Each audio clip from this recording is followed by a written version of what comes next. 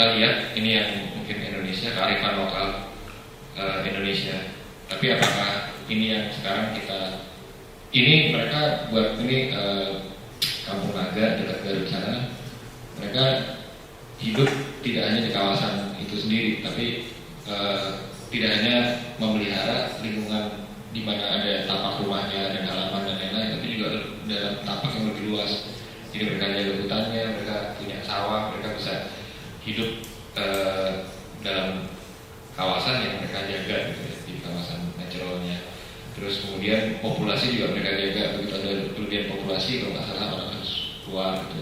Mereka nggak pakai listrik, nggak pakai apa, itu sustainable sekali untuk mereka gitu, dengan cara hidup mereka. Tapi kan kita punya tantangan lain yang artinya kita perlu energi untuk menyalakan komputer, kebutuhan kita udah lebih, masyarakat dari ini kan agraris, kita sebenarnya kita nggak pernah jadi masyarakat industri, tapi langsung meloncat ke masyarakat informasi ya.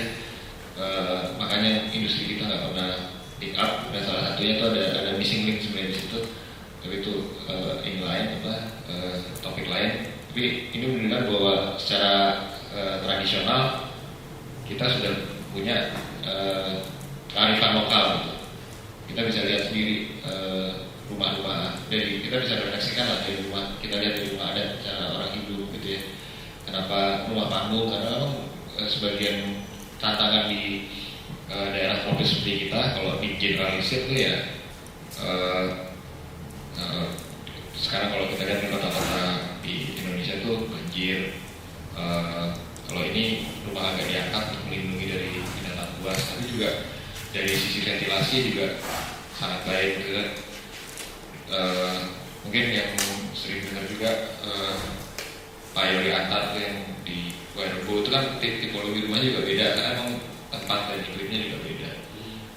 Tapi kita bisa lihat ini kearifan lokal yang ada di Indonesia. Di Indonesia ini masih dalam masyarakat yang jumlah populasinya masih tidak terlalu besar. Kemudian ada waktu zaman kolonial, ini yang desain bukan arsitek Indonesia, tapi dia arsitek Belanda yang terakhir di Indonesia, mendesain sesuai dengan iklim. Ini di Bandung, fungsinya ada hall di kampus di ITB. Kalau kita lihat dari segi pemilihan material yang ada di sini, dia pakai strukturnya kayu laminated wood yang dijadikan struktur yang waktu itu pada zamannya memang jadi teknologi yang canggih. Sekarang udah jadi satu yang kita harus pelihara, jadi heritage gitu ya. Dan ada peremajaan yang kurang tepat sebenarnya. Jadi laminated wood itu sebenarnya dilapisi beberapa pattern coating. Ini malah terakhir kemarin malah coatingnya itu semakin dibersihkan, padahal dia merusak integritas strukturnya sendiri. Bukan strukturnya mungkin ya, tapi finishingnya. Jadi kalau kita lihat lebih, ini saya nggak akan bahas lebih detail, tapi bangunan ini dalam masanya dan fungsinya kita bisa lihat arsiteknya bukan arsitek Indonesia, tapi dia nggak mendesain seperti arsitek kita tahun 70-an, 80-an yang datang ke sini terus bikin bangunan curtain wall, teknologi di luar, tapi dia sensitif gitu ya dengan bahan yang ada gitu. Dan sustainability yang hari ini saya akan sampaikan sebenarnya lebih ke green material. Kalau energi, air penting dan sebagainya yang ini, saya akan mungkin lebih banyak akan bicara tentang material. Kemudian di tahun 60-an ada arsitek Pak Selaban, Frederick Selaban, itu kesayangannya Bung Karno. Kita lihat gedung, kita bisa lihat gedung yang depan Bank Indonesia yang lama yang didesain oleh Pak Selaban, dan gedung yang di belakangnya yang high rise. Karena memang teknologi zamannya juga beda ya. Saya nggak akan kritik bangunan yang belakang, tapi saya akan lebih menekankan ke bangunan yang depan. Jadi kalau buat saya pribadi yang saya tangkap, sustainability in architecture itu sebenarnya kita kembali ke dasar diskusi ya, dasar bangunan yang betul seperti apa, arsitektur yang betul seperti apa. Yang sekarang Oma kan lagi bikin banyak lecture, tadi saya juga bicara dengan Pak Rich ya, kita memang harusnya yang diperbaiki dasar-dasar berarsitektur dulu gitu sebelum kita mau jadi arsitektur yang langgar macam-macam itu nanti kita bisa pilih. Tapi bagaimana kalau kita lihat kembali ke gedung bangunan Bank Indonesia ini, dia ngadep ke timur.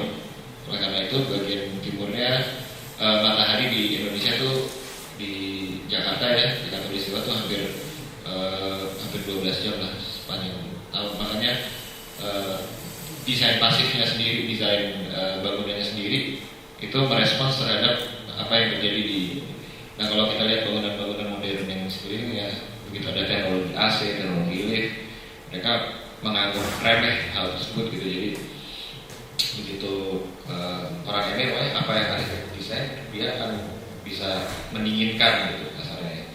Jadi kalau kita tidak sensitif terhadap desain kita, seluruh bangunan, termasuk programming ya. Tadi bicara juga tentang programming, gimana kita programming salah satunya apakah kita mendesain bangunan untuk jalan kaki atau orang menggunakan kendaraan motor, mobil, drop off dan lain-lain yang biasanya diutamakan gitu. Dari pola pikir itu aja sendiri udah gitu nih. Kalau kita lihat di Jakarta, kalau kita lihat ke atas nggak ada bedanya dengan Singapura, terutama di daerah SCBD, Sudirman, Tamrin dan lain-lain. Tapi kalau kita lihat eye level aja sampai ke bawah, mau jalan kaki aja udah susah kan. Hal-hal tersebut yang sebenarnya adalah bagian dari sustainability sebenarnya. Karena kalau kita sebagai arsitek kita mendesain apapun rumah tinggal pasti saya mau garasinya 4 mobil, anak saya 2, ini punya mobil sendiri. Itu udah bukannya kita nggak boleh mendesain sesuai dengan keinginan klien, tapi di situ kita bisa lihat bahwa orang Indonesia sebagian besar hidup tuh dari rumah, mobil, sekolah, kantor apa. Jadi nggak pernah menggunakan public space gitu. Kenapa kita appreciate kalau kita ke Singapura, ke Eropa, kita suasana apa? Tapi sebenarnya itu juga ini kita sendiri gitu. Dalam tanda itu kesalahan gitu. Kalau teman-teman ada yang sering. Terima kasih buat presentasinya, karena berbicara tentang sustainability dari perspektif praktisi di bangunan high-rise. Dan saya setuju dengan beberapa hal, seperti upaya mengurangi material dan mengedukasi klien dan upaya untuk mendukung GBCI. Juga tentang bahwa kita terlalu jomplang antara landed house dan bangunan yang high-rise, bahwa kita butuh densitas yang setidaknya 3 sampai 4 lantai atau sampai 8 lantai untuk mendukung pembangunan potensi semakin besar. Cuman yang beberapa hal mungkin bisa kontradiktif. Maksudnya di lapangan ketika kita lihat tadi bilang tentang kita menekan biaya pembangunan dengan material yang murah, tapi di satu sisi bangunan yang bersertifikasi pasti dia menaikkan harga gitu. Kalau misalnya di biro arsitek kita dengan supplier, oh ini bahannya bersertifikasi udah jelas dan udah pasti dia lebih mahal gitu. Itu 2 hal yang selalu menjadi pertimbangan di level praktisi yang membedakannya adalah ya bagaimana integritas seorang desainer atau arsitek dalam memutuskan sesuatu dan mengedukasi klien untuk hal tersebut. Itu komentar sih. Gitu. Terus mungkin sedikit klarifikasi minor tentang bangunan aula barat aula timur yang baru direstorasi beberapa tahun yang lalu 2014 ya. Sebenarnya yang si cat kayu itu justru untuk mengembalikan karakter material yang dibuat oleh Henry McLeod. Karena sama dengan seperti Pak Dio bilang bahwa material itu seharusnya seadanya untuk mengurangi emisi karbon dan pengolahan bahan yang tidak perlu gitu kan. Jadi upaya si aula barat dan aula timur ITB ini justru untuk mengabadikan karakter bangunan dan menghindari sesuatu yang tidak perlu dari cat tersebut, sehingga kita lebih apresiasi seperti itu sih. Komentar aja. Terima kasih Pak Tio. Kalau tadi saya nggak bilang kalau cost-nya pasti lebih murah. Cost itu kan tergantung dari macam-macam ya. Tapi yang kita lihat biaya umur bangunan tersebut juga gitu. Green building masih atau bangunan ramah lingkungan apa sustainable building masih mahal karena memang contohnya tadi lampu LED yang dulunya harganya bisa 3 kali 4 kali lipat sekarang udah makin mendekat gitu ke lampu TL. Kenapa? Karena kita mulai mulai ada demandnya mulai banyak, produksinya bisa massal. Kalau import juga bisa lebih murah gitu. Import satu lampu tinggal dibagi rata. Itu logika ya. Kalau logika kita mulai bertanggung jawab untuk spesifikasi material-material yang bersertifikasi ramah lingkungan. Memang itu jadi niche-nya mereka untuk mahal. Tapi begitu kita tidak punya demand lagi untuk cat, misalnya cat yang masih kadar VOC-nya tinggi, itu pasti lama-lama material tersebut hilang banyak material-material. Yang salah satu material yang jelas hilang itu asbestos. Itu karena terbukti dia punya itu dilarang di kita masih dipakai. Tapi lama-lama orang juga karena dia tahu dia bisa menyebabkan cancer, kan lebih baik kita ini lama kalau nggak ketabrak mobil gitu. Tapi artinya apa? Artinya ada pergeseran gitu. Kemudian kalau yang menghemat harusnya juga dengan material yang sama, dengan keramik misalnya, keramik yang sama, bahan yang sama, harga yang sama. Kalau kita desainnya modul ruangannya, misalnya kita anggapnya keramik 30-30 lah, kita bikin ruangan itu 3,9 dengan 4 meter, tentunya lebih hemat kalau kita buatnya 3,9 meter karena dia lebar 30, kita nggak perlu nambah 10 cm lagi untuk stripping, walaupun ada sih keramik 10 cm, tapi contohnya itu ya supaya mudah. Jadi dari situ kita bisa hemat, bisa mengurangi sampah. Sikap terhadap material ya pada akhirnya memang kan seringkali kita dibenturkan ke biaya, tapi di dalam biaya tersebut kan juga ada banyak pilihan. Arsitek itu tugasnya berat sekali dengan jam kerja yang panjang sekali, kemudian apresiasi yang rendah sekali gitu. Tapi mau itu yang membuat kita juga semangat kan.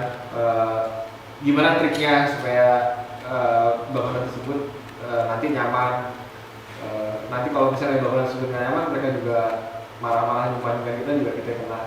Jadi bagaimana supaya kembali ke pembicaraan material tadi, spesifikasi dan lain-lain, memang kita punya tanggung jawab, kita punya background. Makanya tadi saya sampaikan itu kenapa Pak Silaban, kenapa tadi Kampung Naga, karena mereka mendesain sesuai dengan lokasi tapak gitu. Kita nggak bisa di Jakarta sama di Bandung aja sebenarnya udah harusnya beda.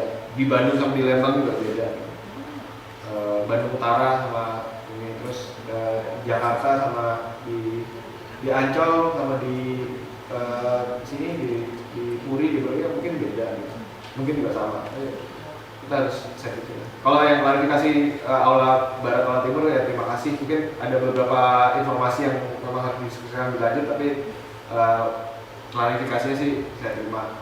Tapi itu ya balik ke material itu tadi, memang jadi tanggung jawab kita, dan kadang-kadang kalau untuk bangunan yang skalanya besar bisa lebih mudah, bisa lebih sulit gitu. Kalau skala besar kan materialnya fabrikasi, produksi massal. Tapi begitu bangunan rumah tinggal, setiap sudut, setiap ini kita harus concern gitu ya, kayu, kusen, dari mana gitu. Pak, bikin kusen ini sertifikasi apa enggak? Tapi kan kita kan nggak bisa ngomong seperti itu belinya di mana. Tapi kita bisa tahu gimana kita menghemat kusen ini, gimana kita coatingnya, apa kita perlu warna putih. Kalau material putih apakah lebih baik pakai kusen aluminium apa kayu? Itu kan bisa ya. Kira-kira gitu sih. Siang Kak Tio, saya mau nanya, yang saya tertarik tentang yang green buildingnya itu, yang jadi pertanyaan saya, maksudnya kalau kita arsitek kan kayak kita nggak terlalu capable buat tahu segreen apa bangunan yang bakal kita bikin. Jadi konsultasi itu harusnya dari tahap apa ya? Maksudnya biar bangunan kita tuh benar-benar green gitu. Ada kan mungkin yang begitu udah jadi, terus mereka mau dapat sertifikat, terus baru dipanggil gitu. Jadi sebenarnya mulai dari tahap mana sih lebih baik? dengan green building ini sebenarnya mengembalikan arsitek ke depan gitu ya. Kalau selama ini nyerahin ke struktur, nyerahin ke ME seperti ini, sebenarnya justru yang diharapkan dari isu green ini tadinya green building arsitek duluan yang mulai, arsitek yang punya ide, arsitek yang menentukan di mana ada jendela, di mana pintu. Kalau kita udah aware dari awal, itu juga nanti menyangkut ke biaya. Kalau kita desain sesuatu untuk teknologi AC yang lebih hemat, lampu yang lebih hemat, tapi dilakukan belakangan itu biayanya pasti makin lama makin tinggi. Itu ada grafik yang begitu kita sadar akan mengubah sampai bangunan itu kan dari desain sampai terbangun sampai dipakai. Begitu kita udah dipakai, biaya renovasi ubah segala macam pasti lebih mahal. Tapi kalau kita desain dari awal, misalnya bukaan lebih sedikit menghadap barat gitu. Contoh yang paling simpel lah. Jadi menghadap barat tuh mungkin lebih banyak solidnya, jendelanya lebih kecil-kecil, tapi yang utara selatan dia lebih besar, timur dia bisa besar karena matahari pagi cuma sebentar waktunya.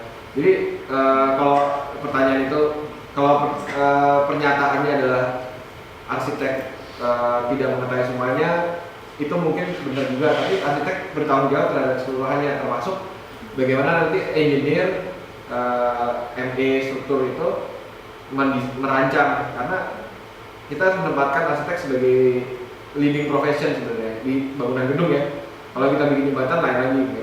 Ada juga arsitek yang bikin jembatan, tapi di dalam bangunan gedung karena berurusan dengan manusia kan sebenarnya itu profesi kita kan terkait langsung sama manusia, tapi yang kita buat kan sarananya gitu, bukan kayak dokter langsung ngobatin gitu. Tapi kalau kita kan buat, kita lebih dari dokter tuh secara psikologis juga kita tanggung jawab, kesehatan juga kita bertanggung jawab sebenarnya ya, tanggung jawab dari jenis pengguna bangunan tersebut tanggung jawab. Pertanyaan simpelnya sih, jawaban singkatnya sih harus dari awal gitu kita tahu. Kenapa kita Green Building Council banyak bicara tentang sustainability arsitek sebenarnya yang harusnya sadar duluan gitu untuk hal tersebut. Dengan dimulainya desain dari menarik garis pertama kita udah sadar, pasti biaya-biaya banyak yang kita, contohnya banyak lah, modul tadi, orientasi bangunan, selubung bangunan, kenapa kita pakai kaca, kenapa kita pakai aluminium panel segala macam, itu nanti engineer tinggal masuk, tinggal hitung. Nah biasanya dari awal, kalau di kantor kami dari awal sih kita minta timnya selengkap mungkin. Nah kalau misalnya sempat diduga ada namanya integrated design process, itu bahkan kontraktornya juga dibuat dari awal. Tapi itu kan secara tender, secara administrasi, kalau proyek pemerintah itu kan juga tidak tepat gitu.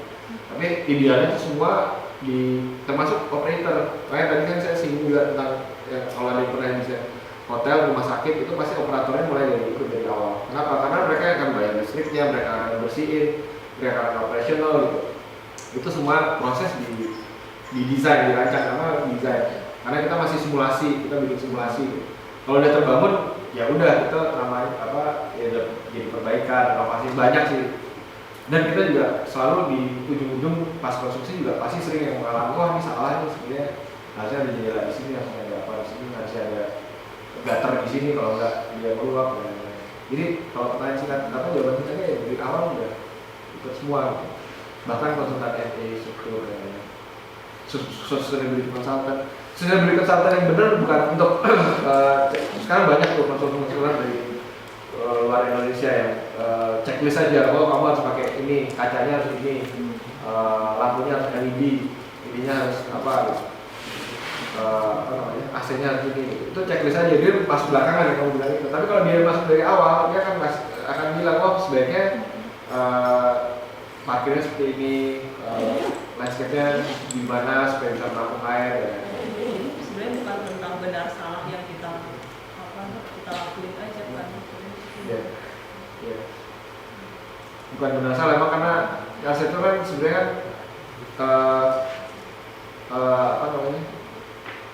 objektif ya, maksudnya subjektif. Artinya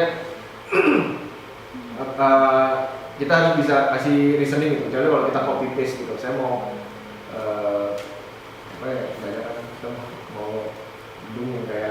rumah kayak ini ya udah tinggal copy paste aja, itu kan yang kita bukan kita yang mau, bukan yang kita mau gitu kan.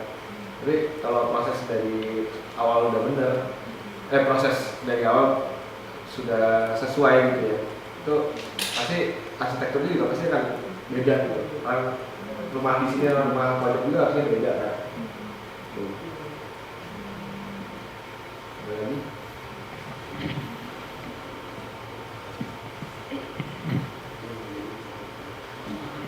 Jadi perlu banyak konsultan gitu yang kita libatkan.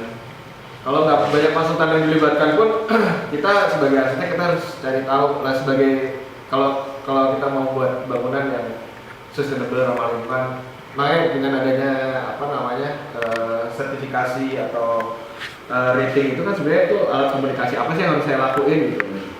Dan yang tadi pertanyaannya kan nggak semua itu kita ngerti semua gitu. Arsitek kan nggak ngerti engineering misalnya, nggak ngerti berapa BTUH AC-nya berapa ini. Kalau arsitek, kalau bapak-bapak kita dulu, mereka bisa untuk ventilasi, itu diajarin dulu. Mungkin nggak tahu ya, semua ada mata kuliah fisika bangunan. Sekarang mata kuliah fisika bangunan cuma 2, dan itu semuanya diajarin engineering, building engineering itu diajarin cuma dalam 2 SKS ya. Saya juga nggak menguasain. Green building is about building science, itu building fisika bangunan. Jadi kalau kita ada kesempatan untuk belajar fisika bangunan ya itu sebenarnya salah satu yang paling penting di dalam mendesain bangunan itu. Ternyata proses kebaikan itu banyak hal yang banyak. Sebetulnya dalam konteks Indonesia tuh ada nggak sih hal-hal dari aturan atau kriteria, ya terutama dari Green Council itu yang belum bisa diterapkan atau sangat sulit diterapkan atau malah nggak bisa sama sekali diterapkan gitu. Nah itu pertama. Terus sikap kita terhadap owner gitu, itu kan halangan juga kan. Kita arsitek gitu, misalnya ownernya nggak mau, terus kita kasih solusi dan dalam bentuk yang lain kayak bapak tadi, ownernya masih nggak mau dengan pertimbangan dia mungkin bangunan dia merencanakan lifetime buildingnya nggak sepanjang itu, jadi dia nggak perlu sepanjang itu gitu. Dengan memangkas kos. Nah itu sikap kita terhadap klien kan dengan pengalaman bapak yang lebih banyak. Sebenarnya industrinya juga industri untuk saya kan biasanya mbak yang pakai kalau bapak tadi konstruksi yang standarnya green building segala macam itu sebenarnya udah siap apa belum sih industrinya?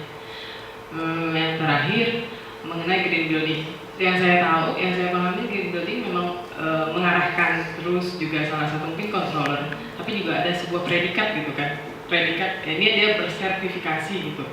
Selain apresiasi bisnis yang mungkin kalau misalnya dapat green building kan namanya naik segala macam, berarti harganya naik, predikatnya naik.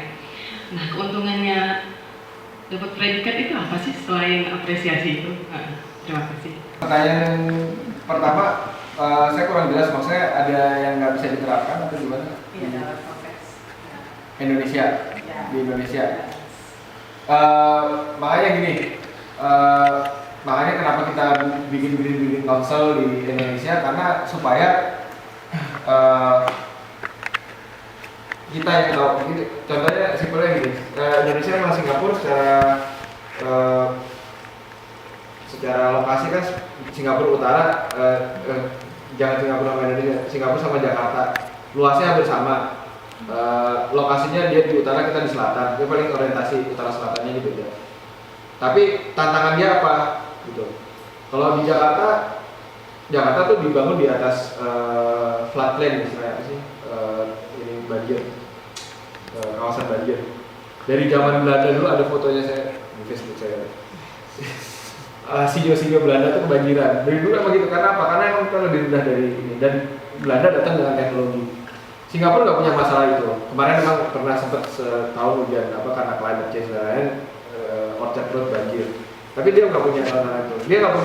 Dia public transportnya udah almost perfect gitu. Salah satu contoh Hong Kong, Singapura. Indonesia apa? Cuma Jakarta, Metro Mini, Bajaj. Dari situ aja kita udah bisa lihat bahwa penerapan dari green building rating ini baru ngomong yang ininya kota ya. Tapi kalau material Singapura material segreen apapun dia masih import, dia nggak punya natural resources kok. Gitu. Indonesia punya. Gitu. Jadi kenapa kita harus buat Green Building Council, sama arsitek kita juga pola berpikirnya juga harusnya beda dengan Singapura, dan kenapa kalau arsitek Singapura kayak sini ya pola pikir Singapura dibawa ke sini ya akhirnya bangunannya kalau ngikutin ratingnya Singapura kasarnya gitu ya, maka dia kan nggak menjawab isu yang di Jakarta atau di kota kita atau di Indonesia pada umumnya. Isu di Indonesia apa tadi udah banyak disebut pedestrian, kaki lima. Di sana pedestrian pemerintah kotanya udah sadar dan nanam pohon, taman banyak kan. Singapura kan konsep awalnya kan Garden City, di kita kan enggak gitu. Di kita squatter city kali. Tata kotanya nggak ada penegakan hukumnya juga lemah gitu. Kalau Singapura kan udah dia harus bayar. Itu hal-hal di luar hal-hal di luar arsitektur tapi yang berpengaruh gitu. Jadi apa yang kita buat sebenarnya pertanyaannya tidak ada yang nggak bisa diterapkan, tapi bagaimana kita menerapkannya, bagaimana kita sensitif sama isu-isu tadi. Kalau hujan kita selalu begini, karena kita gotnya juga cuma sekecil itu untuk semua buangan gitu. Kita nggak punya saluran kota terpusat, kita nggak punya saluran limbah terpusat, punya tapi nggak melayani seluruh kota. Kemudian pertanyaan kedua tadi apa sih, ada sikap yang mana? Sikap apa aja udah dikasih tahu gitu. Oh, ke klien ya? Tapi dia nggak mau. Iya, klien kan dia merasa yang punya uang dia bayar kita harus nurutin dia gitu ya. Tapi kalau bahasa klien, yang bahasa yang selalu efektif itu bahasa uang sebenarnya. Bapak kalau mendesain seperti ini, Bapak ya kalau orang yang punya uang itu, kalau rumah tinggal pribadi mungkin bahasanya agak beda dikit. Pak, ini seperti yang di Singapura, seperti yang di Australia, seperti yang di mana. Ini adalah orang ini. Kenapa dia baik? Karena dia nggak perlu garasinya bisa agak terbuka dikit, tetap nggak hujanan dan lain-lain.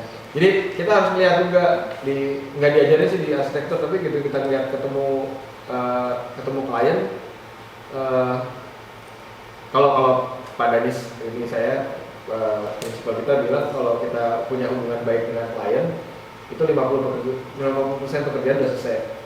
Jadi bagaimana sebenarnya kita membangun hubungan baik dulu dengan klien. Jadi klien itu karena dia punya power, dia punya uang, dia ngasih kita kerjaan, dia bayar kita, pasti dong dia merasa lebih superior.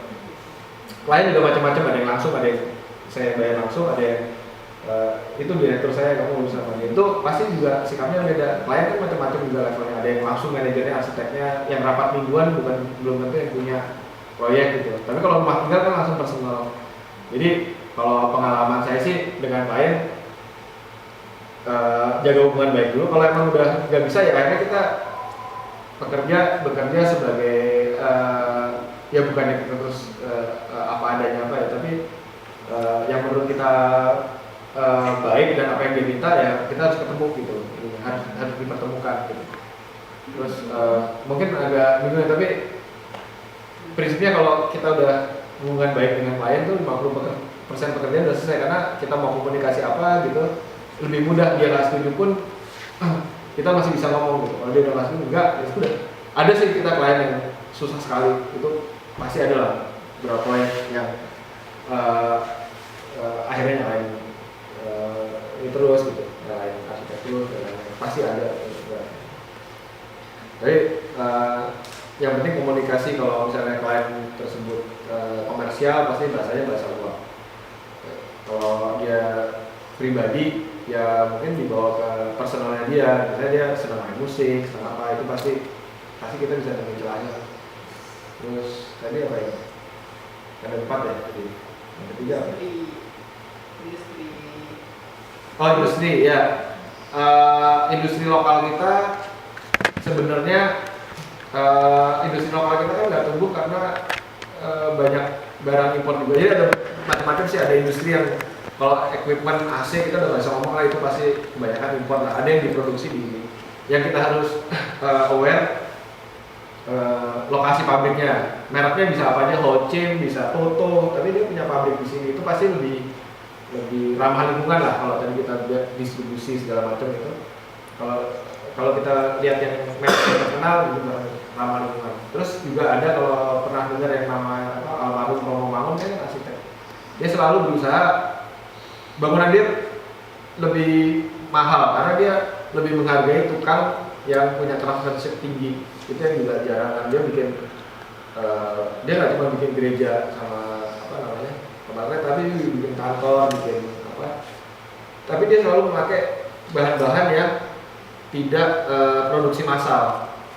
Kan perhatiin deh ukiran-ukirannya, kerawang-kerawangnya dia cetak di sana gitu. Dengan material tanahnya lempungnya diambil dari situ, dicetak, terus dijadiin material gitu. Jadi sebenarnya itu ideal sekali gitu. Tapi begitu kita masuk ke proyek rumah tinggal, terus massive yang di perkotaan, jadi tidak praktis. Tapi itu ekstrim yang satu ya. Ada ekstrim yang lain lagi. Bahwa sebenarnya untuk buat rumah tinggal tadi yang kampung nangga, rumah-rumah tradisional itu kan sebenarnya materialnya itu dihasilkan dari keliling mereka sendiri. Tapi begitu kita jadi kawasan perkotaan, akhirnya kita harus menggunakan material yang produksi massal. Material yang produksi massal banyak macam-macam teknologi. Yang tadi panel modular itu kan sebenarnya teknologinya juga dari Eropa, tapi mereka bawa ke sini, bawa di sini. Masalah siap apa enggak? Industri-industri, karena memang industri kita banyak manufacturing kita nggak siap, kita belum bisa bikin mobil sendiri. Ya itu yang kita terima aja gitu.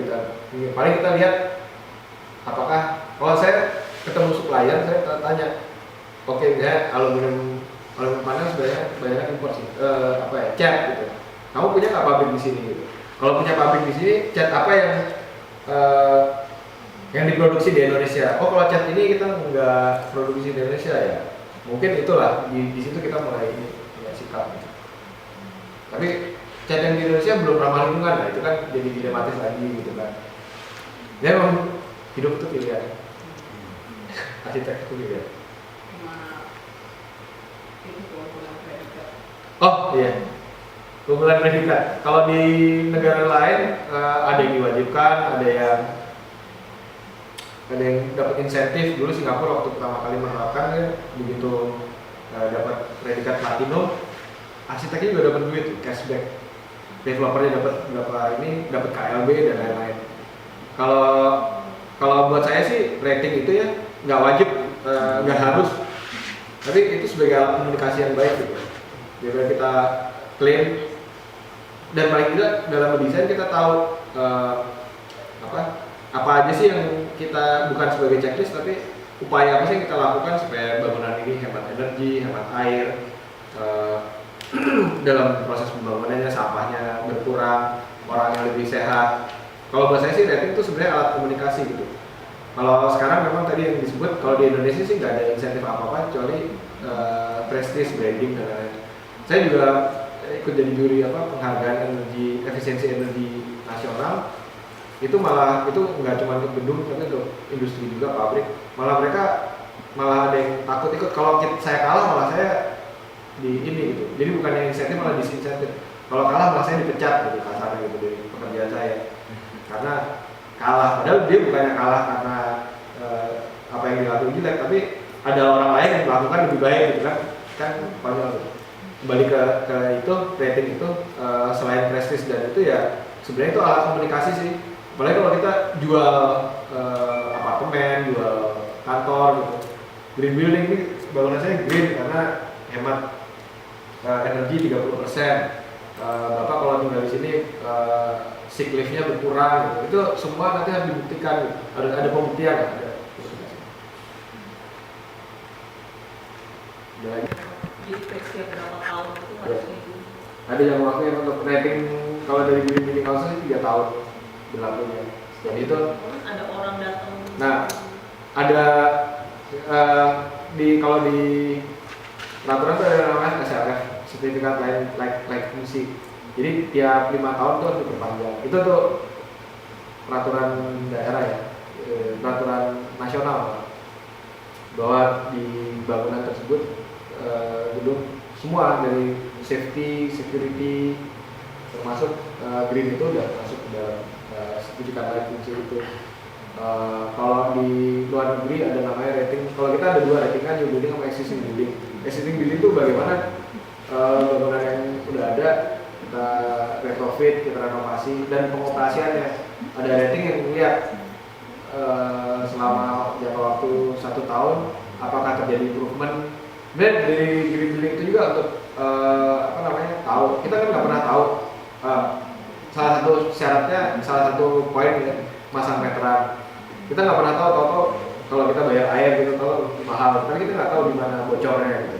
Itu sebenarnya salah satu yang kita perlu tahu juga dengan ada yang kita tahu diagnosa gitu. Nah, sama kita. Contohnya paling gampang kita punya mobil lah, mobil baru itu pasti efisien. Tapi makin lama kalau kita beli mobil bekas udah mulai olinya bocor, bensinnya lebih boros. Itu kan pasti kita cun terus sama bangunan juga gitu. Karena ada equipmentnya juga. Yang selama ini nggak pernah dilakukan adalah diagnosa itu, apakah chillernya masih efisien, apakah lampunya masih terang. Kalau lampu masih terang sih masih kelihatan. Tapi apakah ya macam-macam lah, airnya boros kita nggak pernah tahu bocornya di mana, apakah penggunaannya atau ada kebocoran gitu. Makanya selalu harus dilihat. Itu udah masuk operasional sih. Lulusan asal itu banyak juga yang menjadi building operation gitu, tapi kan biasanya kita concern di desain gitu. Tapi dengan desain yang benar dan orang bisa monitor. Kalau kita ngomong smart building, smart city apa sih sebenarnya? Itu kan indikator gitu. Kalau orang yang nggak smart itu masih smart city. Kalau yang Bapak terapkan itu seperti apa sih? Gimana cara menentukan angka itu? Terus kan pasti perbandingan kalau misalnya bisa dengan apa yang Bapak bandingin, misalnya bagi contoh kecil misalnya energi sama halogen itu kan udah pasti beda gitu. Apa hal ini? Pakai ring boleh. Ya bisa. Halogen itu contoh kecil aja. Maksudnya kan itu ada perbandingan. Kan pasti Bapak ada perbandingannya. Itu saya nggak tahu. Habis itu juga apa ada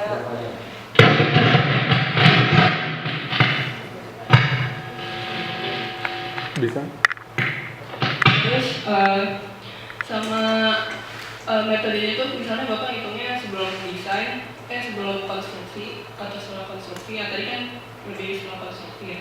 Atau enggak jangan pas saat konstruksi itu ada perhitungannya sendiri, produksi dan operasional. Gitu sih Pak. Kita dalam membuat rating ini atau menghitung penghematan ini diambil dari standar SNI, karena kita kan dasar building apa sih? Kalau misalnya kita ngikutin SNI kemarin saya ada namanya organisasi Jakarta Property Institute, dia ngumpulin SNI untuk bangunan untuk gedung aja ya, dia membernya kan property developer. Dia fotokopi, dia bilang ada 500-an SNI untuk fotokopi aja dia habis fotokopi tol habis 20 juta untuk fotokopi. Bayangin nggak segimana standar. Nah yang kita sebenarnya standar tuh nggak di Indonesia tuh nggak kurang gitu. Peraturan tuh ada semua. Yang nggak ada lah penerapannya, penegakan hukumnya. Nah jawaban dari situ adalah sebenarnya jawaban pertanyaannya adalah yang kita jadiin benchmark yaitu nolnya tuh di taat hukum itu. Sekarang jadi banyak bangunan yang didesain tidak taat itu sebenarnya di bawah standar, substandar. Kenapa sekarang saya bukan mau ini ya, ada gempa gitu atau tsunami. Salah satu komentarnya, wah ini karena rumah ibadah dia nggak mujizat gitu, nggak rubuh. Tapi gempa di Padang atau di tsunami gitu. Tapi sebenarnya kenapa? Karena rumah ibadah nggak ada yang berani nolong, semennya pasti ini. Tapi kalau kita bangunan rubuh gitu, rubuh semua. Kenapa? Karena kontraktornya nyolong di mana-mana. Rumah ibadah mana sih ada yang berani nolong rumah ibadah untuk bangun rumah ibadah? Itu tuh dari sisi itu mungkin prasangka buruk ya. Tapi juga mungkin dari sisi lokasi dia lebih tinggi biasanya, dia lebih mulia tempatnya dan lain-lain. Itu menunjukkan bahwa apa sebenarnya? Ini sebenarnya kelemahan di kita. Kalau tadi pertanyaan tadi siapa? Kita udah siap apa belum?